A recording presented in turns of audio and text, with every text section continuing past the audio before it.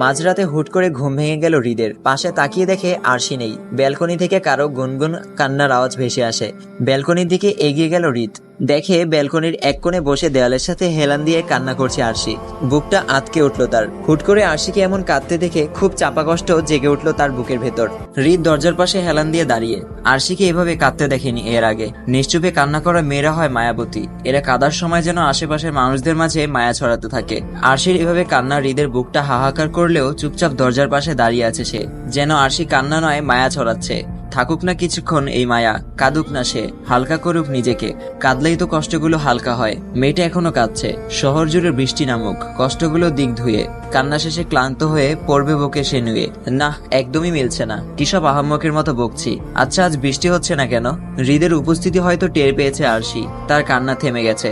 আরশি বলল, আমি কাঁদছি আর কেউ আমার দিকে চেয়ে আছে, কিছু বলছে না। ব্যাপারটা আমার জন্য লজ্জাজনক। তাই কান্না থামিয়ে চুপচাপ বসে রইল। হৃদ আমার পাশে এসে সেও দেয়ালের সাথে হেলান দিয়ে বসলো। আমি তাকে কিছু না বলে চুপচাপ বসে আছি। সে আমায় বলল, মনের কষ্ট কমেছে?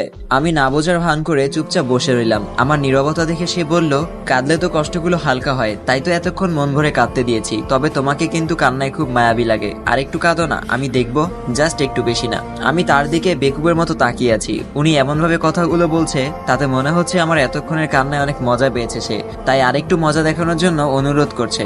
এবার আমি ভ্রুকুচকে মুখ ফুটে বললাম, আমার কান্না নিয়ে আপনার রসিকতা করছেন? আমার কথায় সে হাহা করে হেসে উঠল। মনে হয় এখানেও অনেক বিনোদন পেয়েছে। তারপর বলল, জানো, আমি যেন কোথাও একটা শুনেছিলাম যে ছেলেরা সহজে কাঁদে না, আর মেয়েরা তো লিপস্টিক হারিয়ে গেলেও কান্না করে।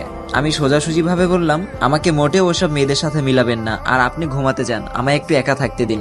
আমার কথায় সে বলল, মানুষ তো মন খারাপের সময় একাই থাকতে চায়, কিন্তু তোমার তো এখন মন ভালো হয়ে গেছে, এখন একা থাকতেও তোমার কাছে বিরক্ত লাগবে। আমি তার দিকে চেয়ে বললাম, কিভাবে বুঝলেন? হৃদ ভাই বলল, এই যে ফটফট করে কথা বলছো, মন খারাপ থাকলে তো চুপ করে থাকতে। ওনার কথায় নিজের মাঝে একটা প্রশ্ন জাগলো, সত্যি কি আমার মন ভালো হয়ে গেছে? সে আবার আমার দিকে চেয়ে বলল, এই বাড়িতে সৌন্দর্য খুঁজতে হলে প্রথমে আমাদের ছাদটাই চোখে পড়বে তোমার। ছাদে চলো, দেখবে মন অনেকটাই ভালো হয়ে গেছে।